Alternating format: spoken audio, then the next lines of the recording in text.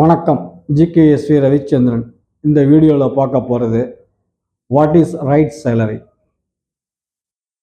Right salary அப்படின்னா என்னன்னு சொல்லி பார்க்க போகிறோம். இப்போ உதாரணமாக ஒரு கம்பெனி உங்களுக்கு 55,000 ரூபாய்க்கு ஆஃபர் பண்ணுது, இன்னொரு கம்பெனி 70,000 ரூபாய்க்கு உங்களை ஆஃபர் பண்ணுது. அப்போ நீங்கள் என்ன பண்ணுவீங்க? கம்பெனி 70,000 ரூபாய் அப்படின்னு ஒரு ஃபினான்சியல் பெனிஃபிட்டை மட்டும் கால்குலேஷன் பண்ணுவீங்க. ஆனால் ரைட் கம்பெனி எது அப்படின்னு சூஸ் பண்ண மாட்டீங்க.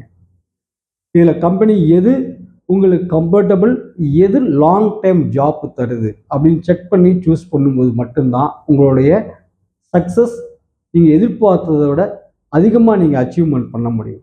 சில கம்பெனிஸ் உங்களுக்கு கம்ஃபர்டபுளாகவும் உங்களுக்கு க்ரோத் ஆப்பர்ச்சுனிட்டியாகவும் சம்பளம் கம்மியாகவும் இருக்கும்.